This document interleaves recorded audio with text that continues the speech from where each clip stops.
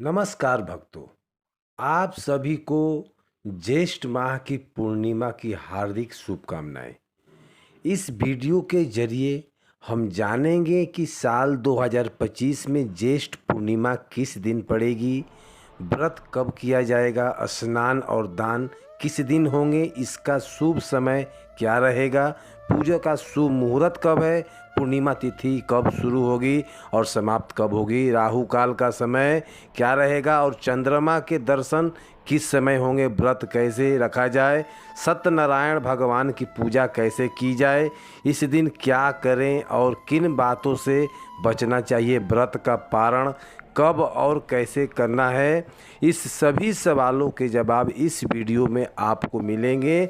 लेकिन वीडियो शुरू करने से पहले आपसे नम्र निवेदन है कि अगर आपको वीडियो थोड़ा भी अच्छा लगे तो कृपया एक बार लाइक ज़रूर करें, क्योंकि आपका एक लाइक हमारे लिए बहुत मायने रखते हैं। और भगवान सत्यनारायण की कृपा पाने के लिए कमेंट बॉक्स में लिखें जय श्री सत्यनारायण भगवान या जय श्री हरि।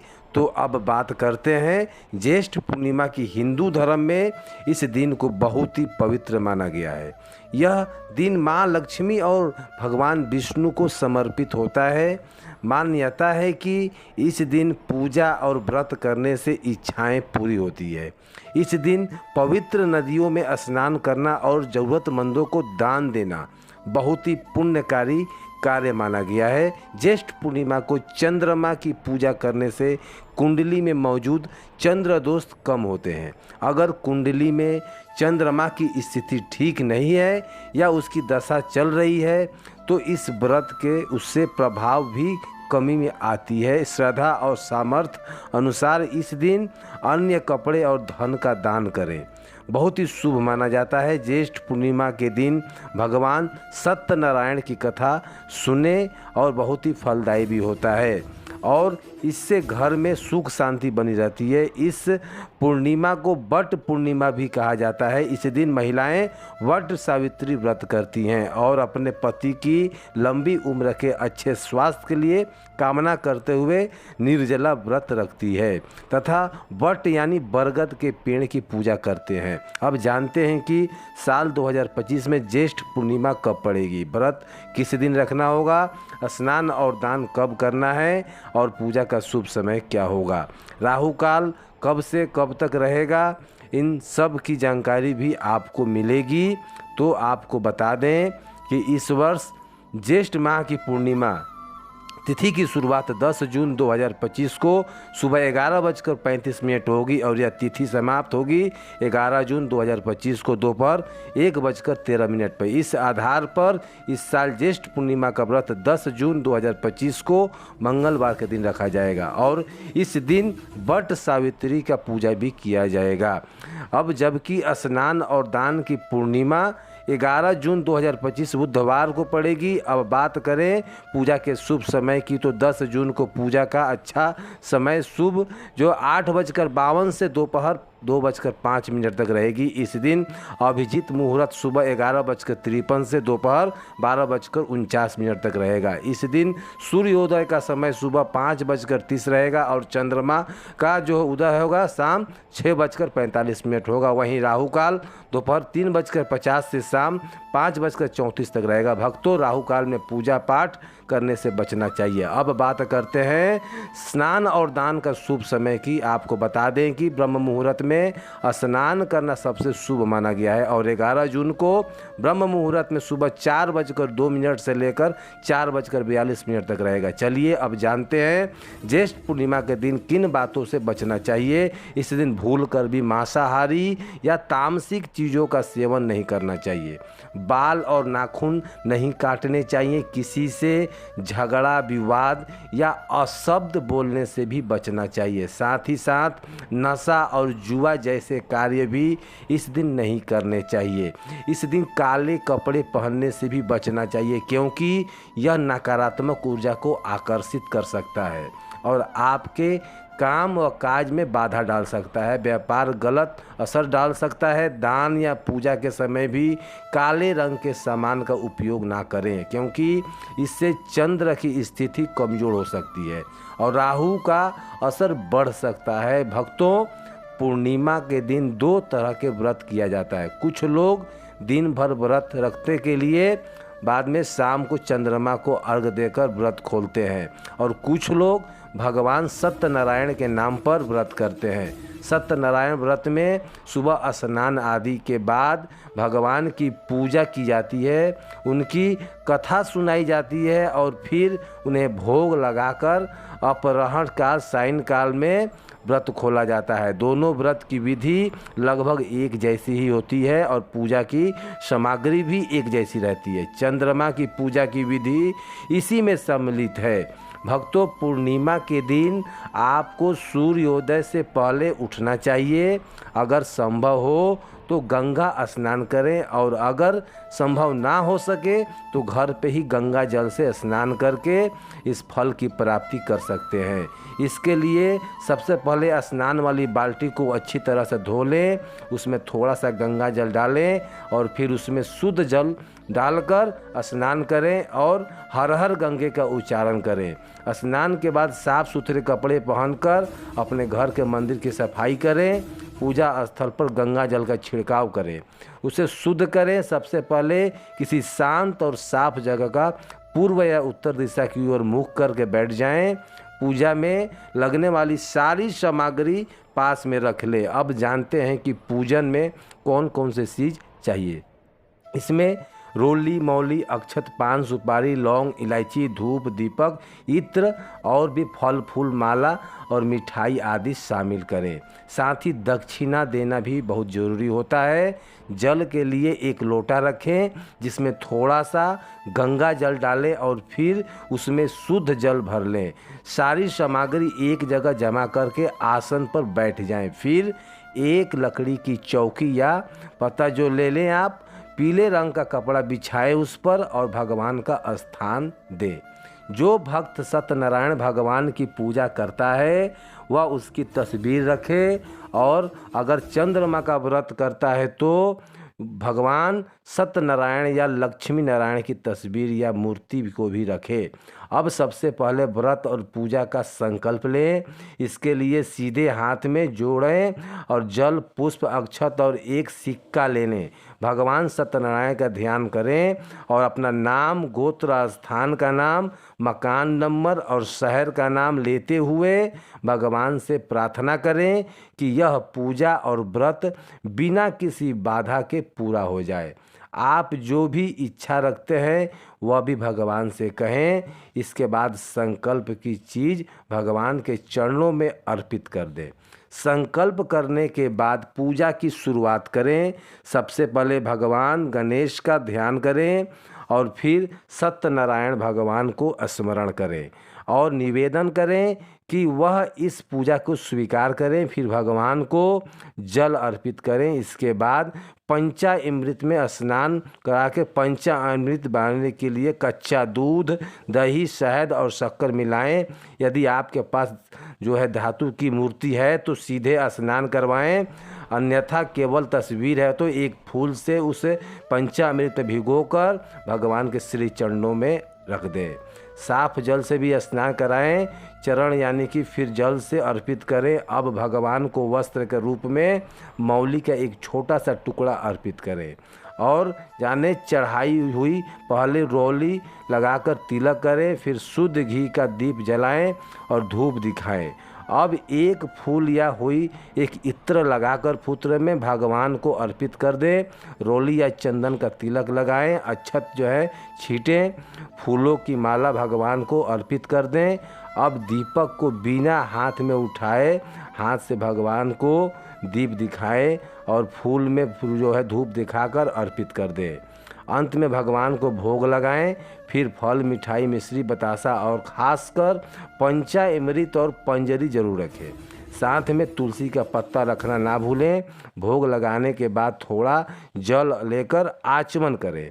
फिर भगवान को पान के पत्ते का 2 लौंग, एक इलायची और एक सुपारी रखकर अर्पित करें। इसके बाद अपनी श्रद्धा अनुसार भगवान को दक्षिणा अर्पित करें। फिर हाथ जोड़कर भगवान सत्यनारायण से प्रार्थना करें कि हे प्रभु, हमारे इस व्रत और पूजा को स्वीकार करें। यदि कोई भूल चूक हुई हो तो क्षमा करें। अपनी मन की इच्छा को भी भगवान के सामने रखें। अब भगवान सत्यनारायण की कथा पढ़ें या फिर सुने। उसके बाद अगर संभव हो सके तो एक छोटा सा हवन करें। अब आरती करें और पूरे विधि विधान से पूजा को पूरा करें। फिर सभी लोगों को प्रसाद बांटें और अंत में स्वयं प्रसाद लें और फिर भोजन करें। ध्यान रहे कि पहले प्रसाद लेने के बाद ही आप भोजन करें। अब जानते हैं कि व्रत कब करना है और पूजा का शुभ मुहूर्त क्या रहेगा, लेकिन उससे पहले समझ लेते हैं चंद्र अर्घ और पूजन की विधि। जब शाम को चंद्र उदय हो तब उसे अर्घ देना होता है। अर्घ देने के लिए एक लोटा में शुद्ध जल में थोड़ा सा कच्चा दूध मिला लें, कुछ पुष्प डाल लें और थोड़े अक्षत भी ले लें। फिर यह जल चंद्रमा को और अर्पित कर दें और साथ ही ओम चंद्राय नमः का जाप करते हुए अर्घ देने और धूप बत्ती दिखाएं। चंद्रमा का पूजन करें और सफ़ेद मिठाई का भोग लगाएं। फिर हाथ जोड़कर चंद्र देव से अपने परिवार की सुख शांति और समृद्धि के लिए प्रार्थना करें। चंद्र पूजन के बाद आपका व्रत पूरा हो जाता है और अब आप व्रत का पारण करें, उससे प्रसाद ग्रहण करें, फिर फलाहार या सात्विक भोजन करें। पूर्णिमा के दिन चंद्र देव को संबंधित चीज़ों का दान करना शुभ होता है। आज की इस वीडियो में आप लोग को स्नान दान पूर्णिमा के दिन व ऐसी कौन सी 5 गलतियां हैं जो आपको भूल कर भी नहीं करना चाहिए, एवं ज्येष्ठ महीने पूर्णिमा में आपको क्या खाना चाहिए और क्या नहीं खाना चाहिए जिससे परिवार में दोष ना लगे। और इस ज्येष्ठ पूर्णिमा के दिन किए जाने वाले 4 से 5 विशेष उपाय भी बताऊंगा और आपको इस दिन किन किन बातों का ध्यान रखना है और इसी के साथ इस महीने में कौन से 5 काम करने से बचना चाहिए। यह सारी जानकारी हम आपको इस वीडियो में देंगे। इस वीडियो को देखने के बाद आपको कोई और दूसरा वीडियो देखने की ज़रूरत नहीं पड़ेगी। तो चलिए दोस्तों, वीडियो में आगे बढ़ते हैं। आप भी चलते हैं कि जीवन भर माता की लक्ष्मी का आपके जीवन में आशीर्वाद बना रहे। तो वीडियो को लाइक करें, चैनल को सब्सक्राइब अवश्य कर ले। कमेंट बॉक्स में जय माता लक्ष्मी, जय श्री हरि विष्णु जरूर लिखें। साथ ही स्नान दान पूर्णिमा के इस अति पावन दिन में कुछ विशेष उपाय करके व्यक्ति अपने जन्मों जन्मांतर के किए गए सभी पाप कर्मों से भी छुटकारा पा सकता है। अगर इस महीने में आप भगवान के सच्चे मन से पूजा अर्चना करते हैं तो आपकी किस्मत रातों रात बदल जाएगी। लेकिन जितना इस महीने में माता भगवान विष्णु लक्ष्मी जी का प्रसन्न होते हैं उतना ही 5 काम करने से क्रोधित भी हो जाते हैं। धर्मशास्त्र में कुछ कार्यों को करने की मनाही होती है जिसके बारे में शायद बहुत से लोग कम नहीं जानते हैं। लेकिन हमारे जीवन में जो दुख तकलीफ़ आती है, जो मुसीबतें आती है, वह हमारे ही द्वारा पिछले जन्म में किया गया कार्य अथवा इस जन्म के किए गए पापों कर्मों का ही परिणाम है जो हमसे जाने अनजाने में बन जाते हैं, हो जाते हैं। इसलिए भगवान से हम मनुष्य के लिए पूर्णिमा के सभी पाप कर्मों का निवृत्त पाने के लिए ही मनाया है। इसलिए इसे विधि विधान से करें। अपने परिवार, अपने बच्चों की तरक्की के लिए सभी लोगों को भगवान श्री हरि विष्णु एवं माता लक्ष्मी जी की सच्चे मन से पूजा अर्चना करनी चाहिए। लेकिन शास्त्रों में यह भी बताया गया है कि अगर कोई भी मनुष्य स्नान दान पूर्णिमा के दिन इन 5 कामों से किसी भी एक काम को गलती से भी कर देता है तो पूरे जीवन उसके द्वारा किए गए ये सभी पुण्य समाप्त हो जाते हैं, जिससे जीवन में धनों का नाश हो जाता है, संभावना हमेशा रहती है कि धन का ही नाश होगा, क्योंकि यह दिन श्री हरि विष्णु और माता लक्ष्मी का होता है और हर व्यक्ति के घर में लक्ष्मी जी का होना बहुत ज़रूरी होता है, क्योंकि आजकल बिना माता लक्ष्मी की कृपा से जीवन अत्यधिक कष्ट से भरा हुआ हो जाता है। इसी के साथ जानते हैं कि इस दिन आपको क्या करना चाहिए, क्या नहीं करना चाहिए। सबसे पहले तो चलिए भक्तों, आपका ज़्यादा समय बर्बाद ना करते हुए वीडियो को शुरू करते हैं। देखिए भक्तों, सबसे पहली बात यह कि पूर्णिमा के दिन भगवान आप पर प्रसन्न हो जाएं तो आप मन कर चलिए कि आपके जीवन का कायाकल्प को हो जाने का कोई नहीं रोक सकता, एवं ऐसे व्यक्ति जो है वैकुंठ धाम को प्राप्त करते हैं। शास्त्रों के अनुसार इस अत्यंत ही पुण्यकारी काल मंगलकारी दिन कुछ ऐसे कार्य हैं जिसको करना वर्जित बताया गया है। ऐसा करने से व्यक्ति को जीवन में कई तरह का परेशानियों का सामना करना पड़ता है और भगवान विष्णु की नाराज़गी, माता लक्ष्मी की नाराज़गी का भी आपको सामना करना पड़ सकता है। आइए जानते हैं कि स्नान दान पूर्णिमा के इस अति पावन एवं पवित्र दिन पर कौन से कार्य है जिन्हें भूल कर भी नहीं करना चाहिए। तो दोस्तों, सबसे पहला कार्य जो है वह है माता तुलसी से जुड़ा हुआ है। जी हाँ दोस्तों, पूर्णिमा के दिन महिलाएं भूल कर भी बाल खोलकर तुलसी मैया का पूजा ना करें, क्योंकि जो स्त्री बाल खोलकर भगवान की पूजा करती है उसे पुण्य की प्राप्ति नहीं होती है, उसे उल्टा उसका दोष लग जाता है, क्योंकि माता तुलसी भगवान विष्णु को अधिक प्रिय है। भगवान विष्णु की पूजा में माता तुलसी के भोग के अलावा कोई और भोग स्वीकार नहीं करते।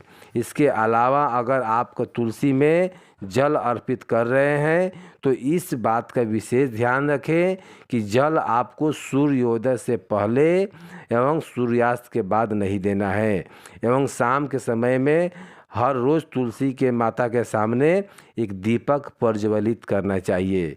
आइए जानते हैं दूसरी गलती के बारे में, जिससे कि हमें स्नान दान पूर्णिमा के दिन नहीं करना चाहिए।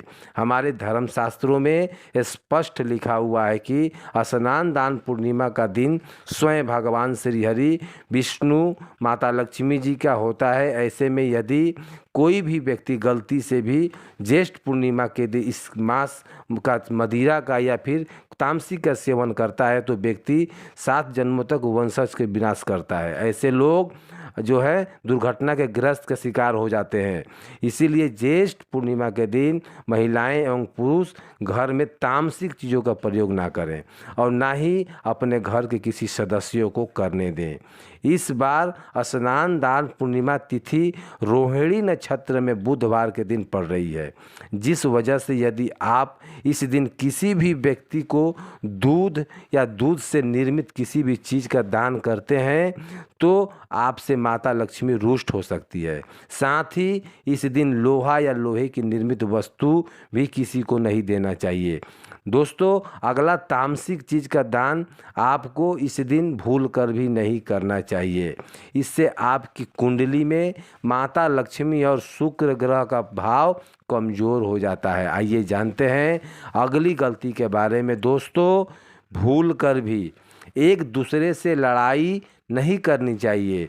माता लक्ष्मी ऐसा कहती हैं, इस मतभेद में बड़ी परेशानी पैदा हो जाती है। ज्येष्ठ पूर्णिमा के दिन ऐसा कोई भी कार्य ना करें जिससे दाम्पत्य जीवन में परेशानी आ जाए। इस दिन दाम्पत्य को आपसी तालमेल एवं प्रेम से रहना चाहिए, लेकिन किसी भी परिस्थिति में ज्येष्ठ पूर्णिमा तिथि को पति पत्नी को एक दूसरे के करीब नहीं आना चाहिए, क्योंकि इस दिन बनाए गए संबंध से उत्पन्न संतान अस्वस्थ पैदा हो सकता है। इसलिए इस दिन दोनों को ब्रह्मचर्य का पालन करना चाहिए। किसी के साथ दोस्तों आपको इस पूर्णिमा के दिन काले रंग का वस्तुओं का दान करने से भी बचना चाहिए। महिला या पुरुष किसी को भी नाखून एवं बाल कटवाने से बचना चाहिए और महिलाएं बाल धोने से बचें। इस दिन बाल धोने से कुंडली में चंद्रमा का भाव कमजोर हो जाता है, जिस व्यक्ति के आर्थिक जीवन पर बहुत बुरा प्रभाव पड़ता है। लगातार हर पूर्णिमा पर बाल धोने से व्यक्ति कंगाल भी हो सकता है। चलिए दोस्तों, अब हम जानते हैं तीसरी गलती के बारे में, जिससे कि आपको इस स्नान दान का पूर्णिमा का भूल कर भी नहीं करना चाहिए। तो दोस्तों देखिए, इस पूर्णिमा के दिन आपको अपना मन को शांत रखना चाहिए। इस दिन किसी से भी लड़ाई या झगड़ा, कलह कलेश नहीं करना चाहिए। दोस्तों, वीडियो में दी गई तमाम जानकारी जन रुचि को ध्यान में रख कर दी जा रही है। ज्योतिष शास्त्र और धर्म के उपाय और सलाहों को अपनी आस्था और विश्वास पर आजमाएं। वीडियो का उद्देश्य मात्र आपको बेहतर सलाह देना है। इस संदर्भ में हम किसी भी प्रकार का कोई दावा नहीं करते। आज की हमारी यह वीडियो आपको कैसी लगी, हमें कमेंट करके ज़रूर बताएं। अगर आपको हमारी वीडियो अच्छी लगी तो कमेंट बॉक्स में जय माँ लक्ष्मी ज़रूर लिखें। माता लक्ष्मी आप पर सदैव अपनी कृपा बनाए रखें। वीडियो अंत तक देखने के लिए आपका सभी दिल से धन्यवाद।